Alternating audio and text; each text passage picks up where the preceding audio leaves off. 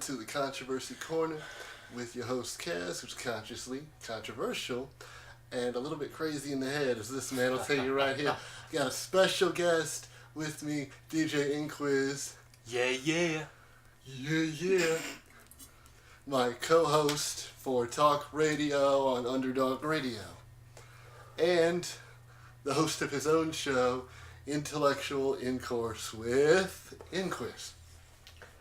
And today we are going to have a special interview for you people, yes, you special people out there, between DJ Inquiz and Kaz. Why don't you tell these lovely people what they're going to be blessed with majestically hearing, orgasming in their ears.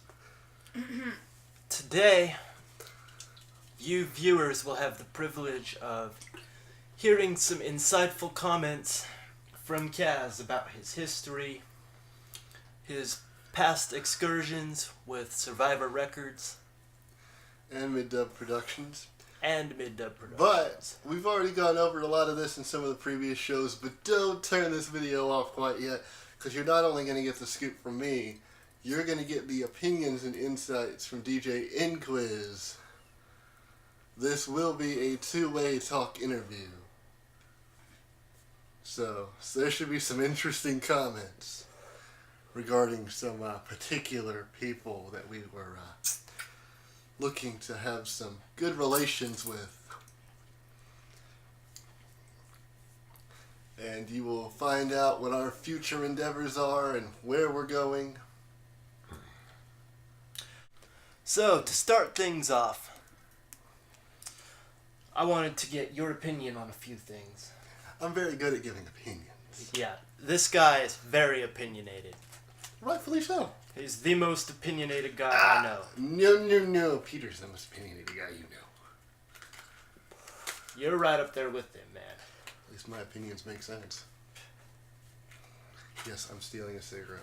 You can have a cigar or two if you want one, honestly. I want a legitimate cigarette. I want some. After the day I've had. Yeah, we just spent 2 hours of our lives filling out paperwork. Because we're going places. Kaz is going to be in bright lights and billboards, marketing execs, fucking tie and slack people be doing my shit for me. Because I'm a boss. Like Cake Boss, motherfucker. Alright, enough joking around. So, to start things off, I wanted to ask you. Yeah. Where do you think things went wrong with Mid-Dub Productions? Oh man, that's deep. It was not one thing in particular. It was a multitude of very compiled problems.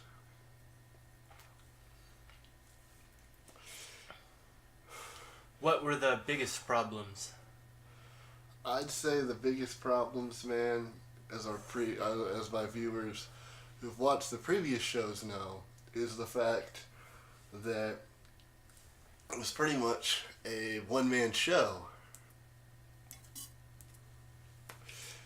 You had people that would work really hard but wouldn't gain any exposure because they were being overshadowed by the big star that was going to get over and get big, and there was no evening out. There was no equal playing field. Originally there was, but the gratitude for what others did for some of the guys that started growing was so low. I mean, there really wasn't like, I remember on my phone, I used to have on my voicemail, hey, go check out Exodus on Facebook. And he probably gained like 25 people from that. And,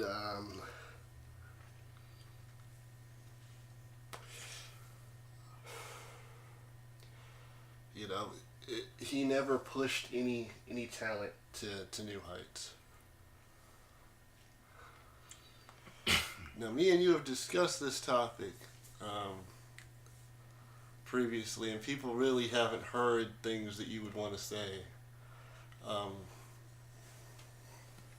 What do you feel, or how do you feel, as it regards to mid-dub productions, as it regards to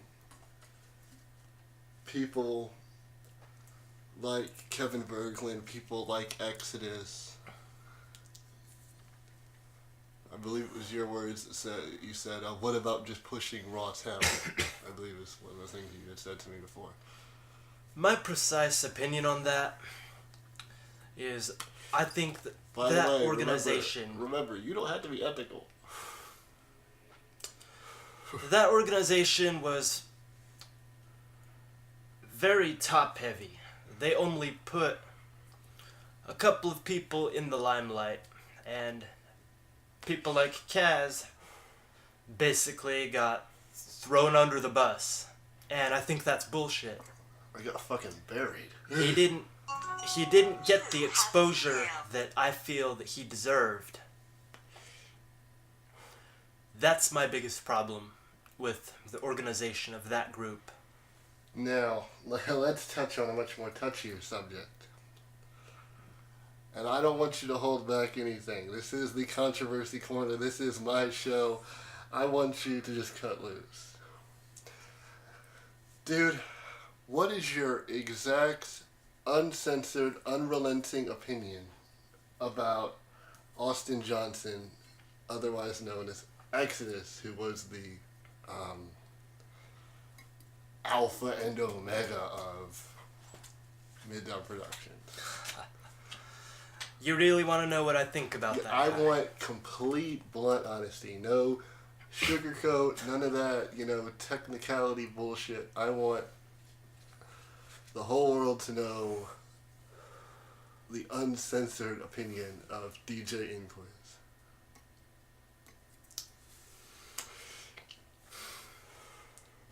I think he's a big-headed idiot. I really do. I don't mean to diss on his talent. He does have some talent. Granted, it's a fairly small amount. But my issue with him is he had an opportunity with us that he passed up.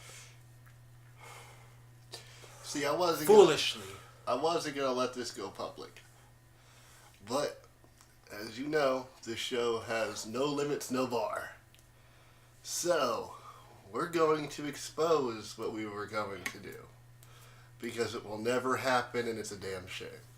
We were going to treat you, the loving fans of underground hip-hop music, to a absolutely phenomenal experience.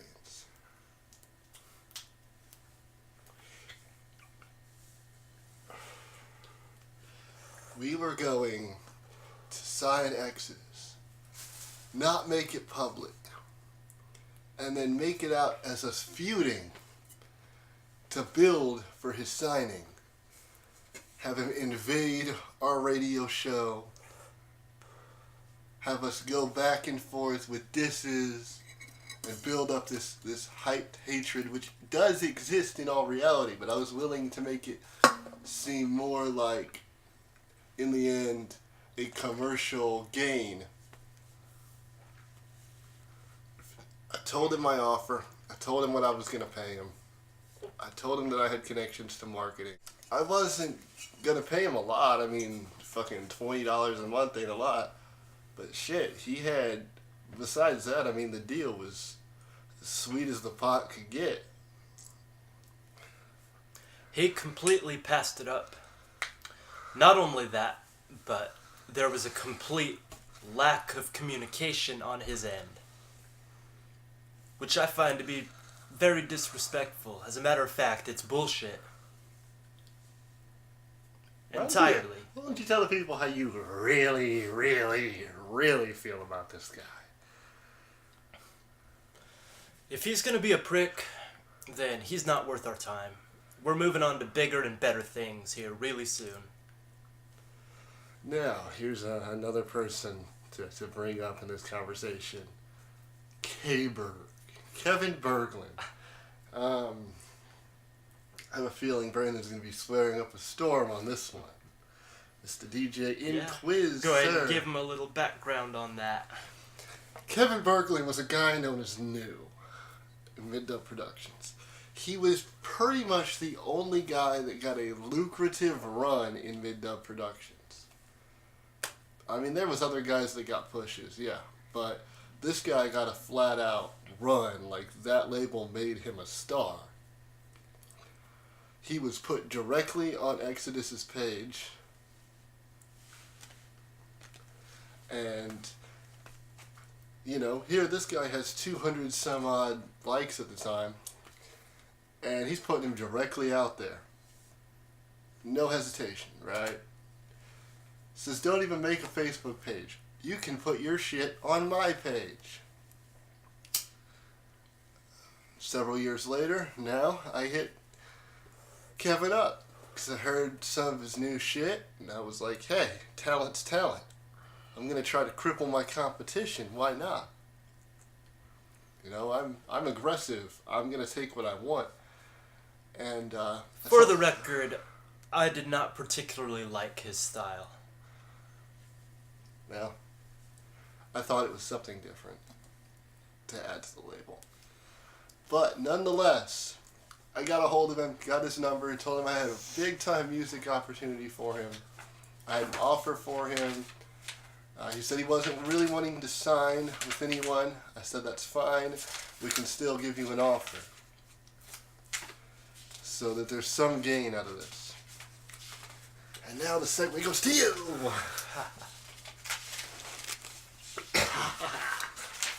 Just like Austin, he completely passed that up as well. Oh no, give more elaboration, because that whole thing really got under your skin, man. How he said for me to call him on a particular day. Yeah, he led us on. Made us believe that he would potentially be interested in doing business with us. Said, call it on this day. We asked a particular time. No reply. 72 hours went by. No reply. How did that make you feel as the executive producer and pretty much the president campaignist of this company? Well, Kaz and I were going down to the gas station, and we were discussing this. I told him flat out, fuck this guy. You know, if he's not going to try to get in touch with us, then he's just as bad as Austin, and he's not worth our time.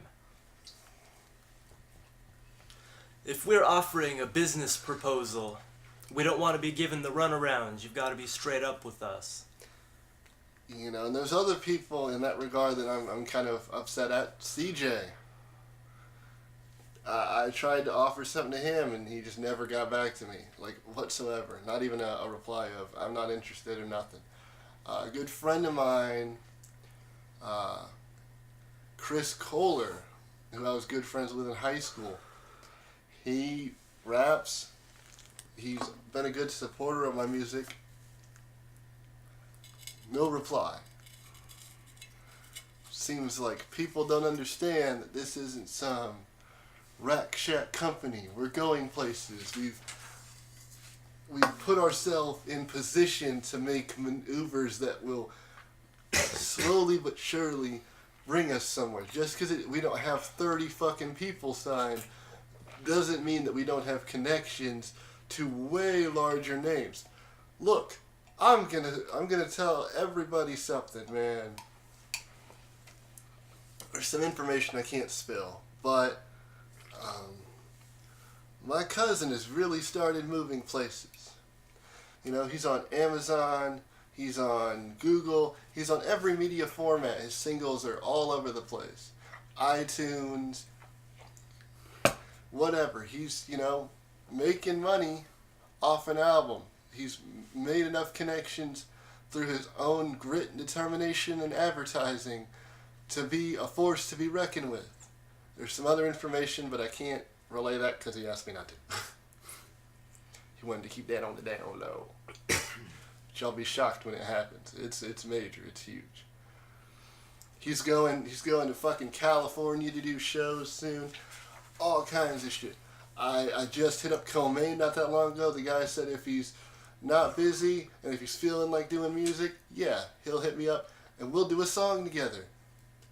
Free of charge. Comaine has almost 1,000 likes on Facebook. Local legend icon in South Bend. Probably the biggest name in that area. Without a doubt. Yet, people are passing up offers that we're giving them. But, in spite of all these people jerking our chain, we're in position to really go for a big push.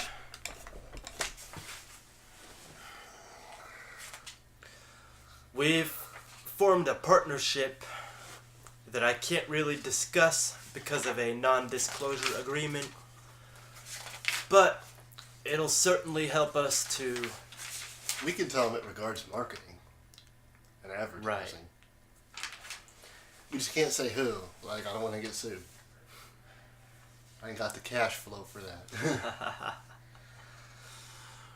Yeah, we have a marketing and advertising partnership that'll really help with spreading the face of our product and promoting what we have to offer. Yeah, we're in position to do a lot more. Go bigger, better. Really have a face out in the public, These people are just pissing it away. Now, let's discuss a little more about this whole mid-dub productions ordeal. Because there was quite a lot of things that went into the problems. Primary issue, ego. Ego. I was probably the most unselfish person on that label. I was immersed in making the product better. Everyone else was out for themselves, and it was just like a dogfight. It was like a prison fight, man.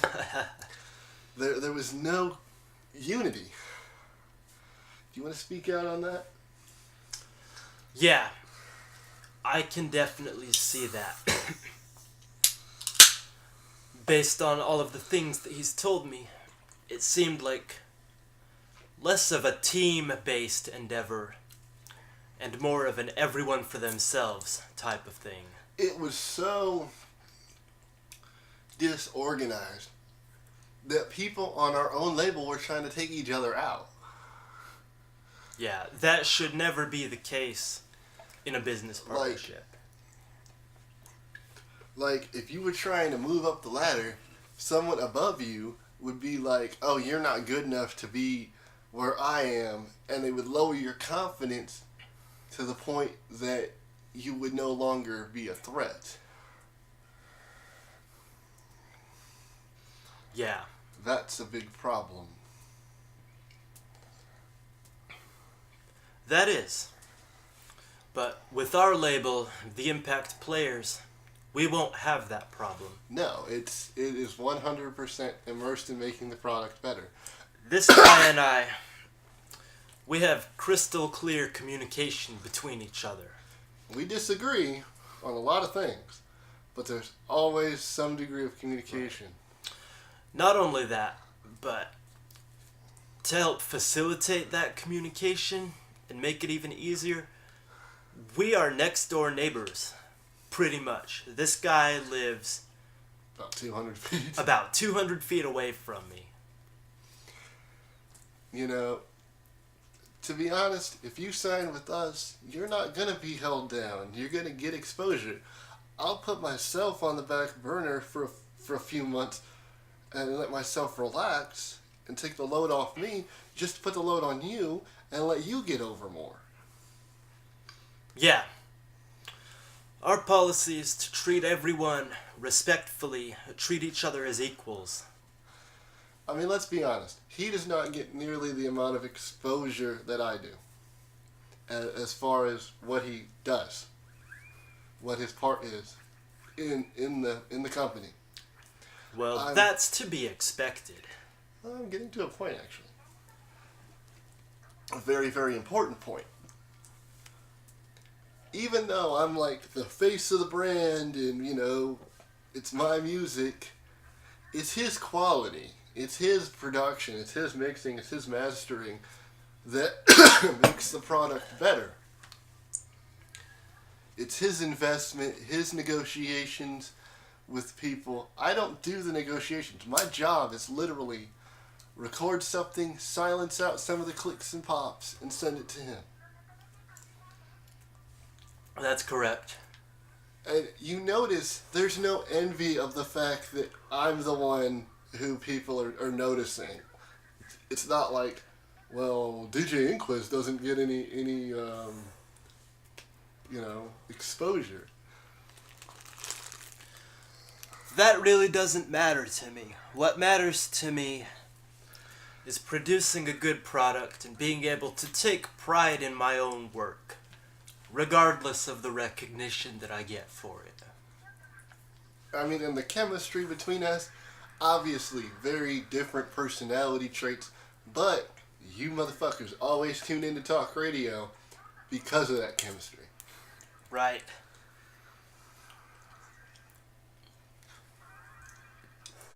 Moving on to the next topic. Smoke.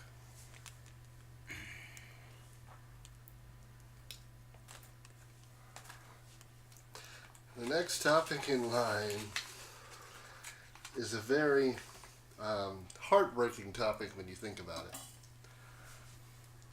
It really is. Survivor Records. Oh, yeah. See, I wasn't the only one fed up with the misorganization and one-sided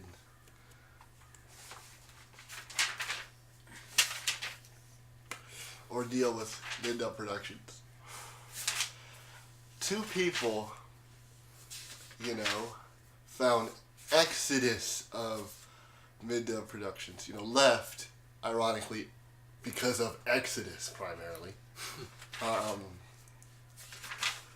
But there was one guy, his name is Billy Negri. He goes by the rap name. I emphasize rap name, okay? Not hip-hop artist, AKA, no, rap name. Little Bigs. Let's talk about Little Bigs. This should be fun. Deep in the sea with the pigeons, my G.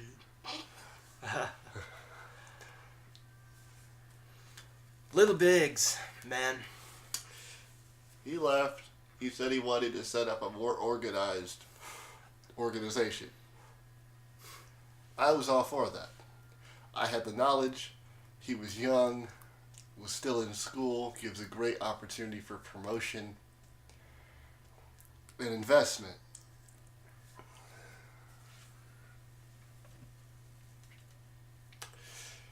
We had communication going decent for a few months. And then a dispute happened between me and him. I was talking about putting out a mixtape. He debated with me and said a mixtape has to be 50 songs. I said a mixtape is mixed beats, chopped and mixed together into an album. That's what a mixtape is. Look it up.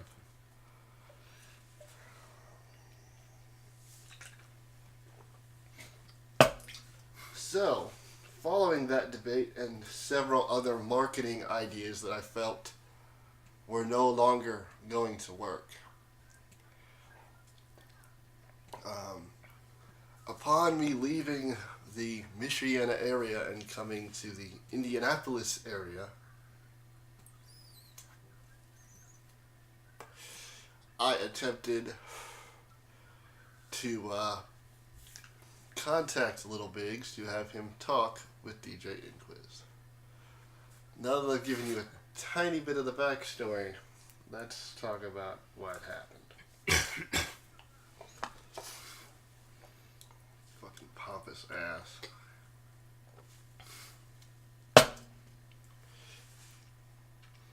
Long story short, I never heard from him. Ever. I haven't said a word to him or heard a word from him. At all. Over the last 2.5 years. He doesn't talk to me either, but let's talk about what's so tragic about this situation. You had a young, green, ability kid who allowed influences that were negative to sway who he was as a person and an artist. You had a green kid with all the ability in the world. All he needed was guidance. That's it. And he let other people that had no fucking clue what they were even doing sway him and influence him. Facebook message. What bothers me about him personally is if you look at the music that he did in the past, it's a lot deeper and a lot more inspiring overall than the shit that he's putting out now. And unfortunately, he deleted all that stuff. People can't go and see what he did in 2010. Even when Facebook's music shit wasn't all fucked up, he just deleted it because he didn't like it. It's not a matter of what you like. It's a matter of having options. Now, I had the opportunity to hear some of the stuff that he'd made in the past. The stuff that he has out now makes him seem like a shell of his former self. In all reality. Let's talk about his influence. Wouldn't you agree with that? Yes, let's talk about how Exodus ended up playing a role in his influence. Well, I can't speak on that topic. He ended up idolizing Exodus. And prior to that, I had told Austin when I worked for him that me and Billy were having a problem. And he said, "Squash it, it ain't my problem, y'all beneath me."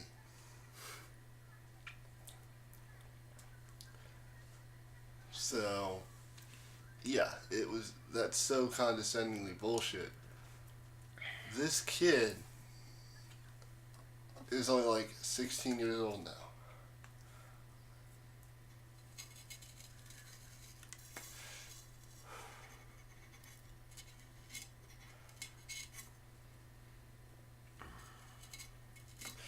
We ended up having to completely shut down Survivor Records, and this is something you can talk about, because of his complete lack to invest into the product.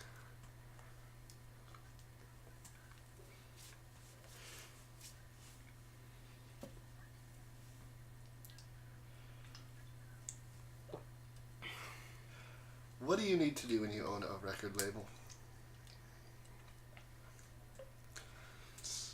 When you own a record label, your primary job is to promote the artists that your record label represents. Now, if you have multiple artists, it's also just as important to promote the label itself, so that the company can get out there and get bigger and the artist can get more notability. That's true. That's called brand recognition. Now, why don't you explain to these nice people what Survivor Records did not have?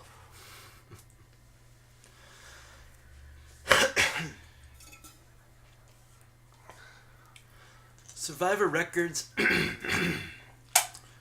the biggest problem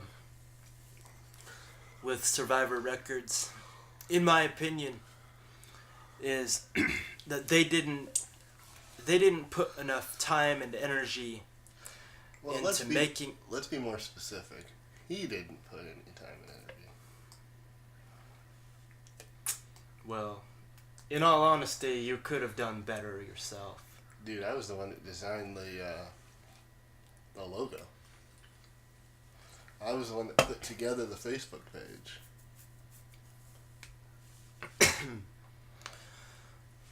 What I think you're missing though is that designing a logo, that's not even half the battle. What I'm getting at is you didn't have the teamwork necessary to put yourselves out there, so to speak. Yep. I told him multiple times, dude, you need to promote the label. I'm promoting it. I'm putting it out there in my songs at least. You know, or telling people about it on Facebook. You need to, tell people about this. You know, go to school, tell them to check out your label page, do whatever. And I'm sure you can elaborate on that.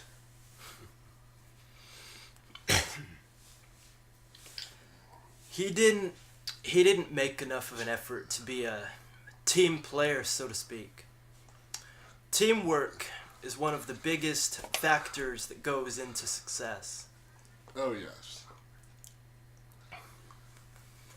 You know, division of labor, that's something that Kaz and I have. Yes, indeed. Is solid communication, division of labor, teamwork. And a common goal. Right.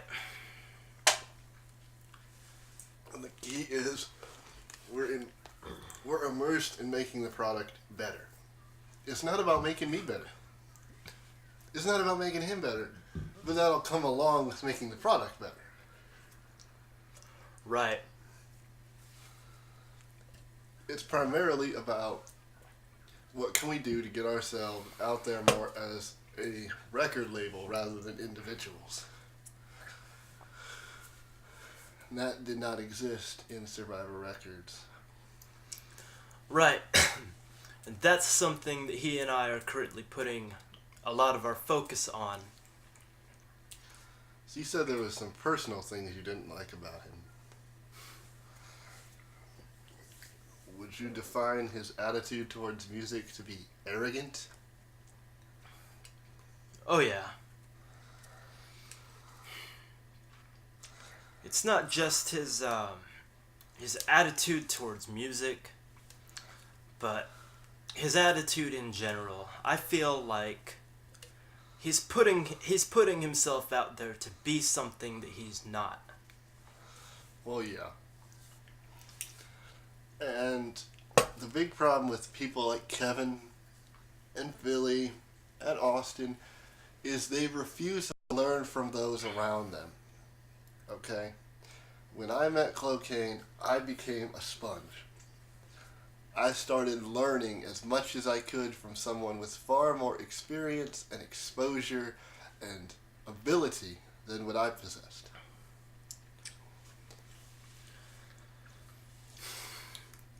That's a good point to lead us into another topic of discussion. What do you feel recently has been your biggest inspiration? Well, it's a combination of several things. Financial issues have really inspired me to want to try to get this bigger and better so that I can support myself easier. Another one is, I have a son, obviously, he needs things, and I don't always have the money to do as much as I want, and I want to be able to do that. My big inspirations are seeing how local artists like Clocaine can move up and become someone just through determination, or someone like Comaine who isn't on a big level, but he's big enough where the dude could drop a song tomorrow, give it out for free, and 500 people would buy it.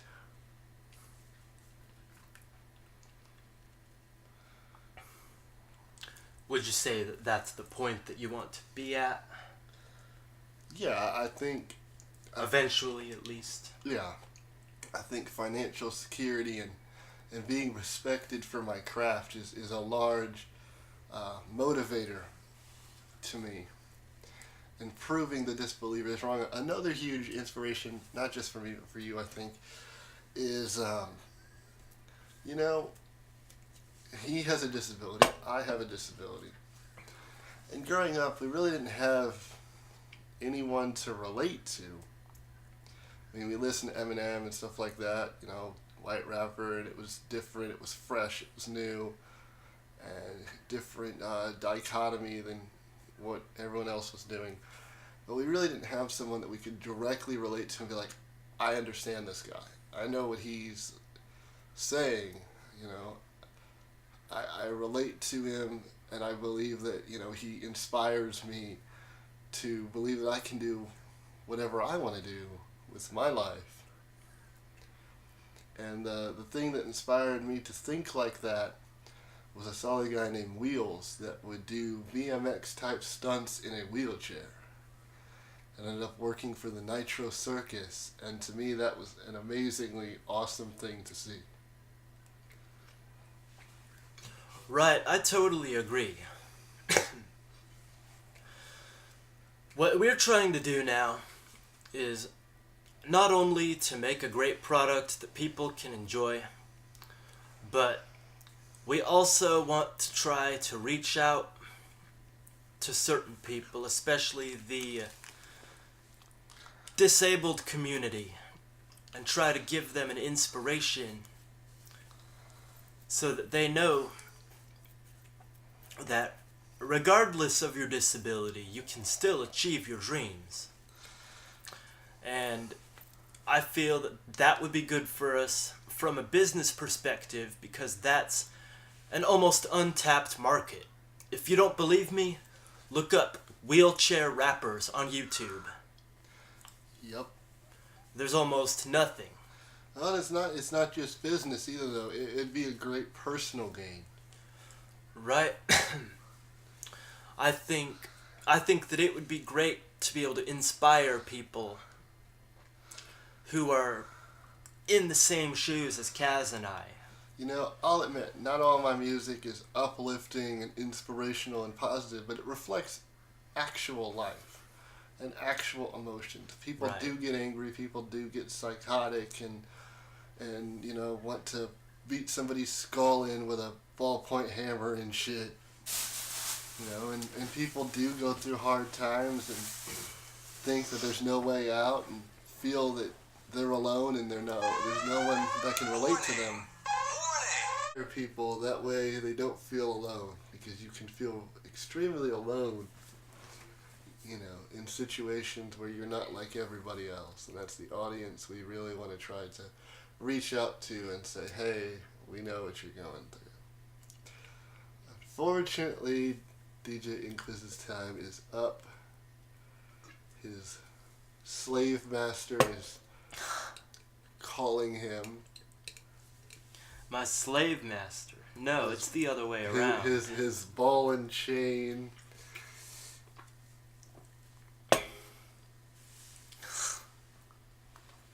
No, that's the other way around, man. Now, why do you need to be home in 2 minutes?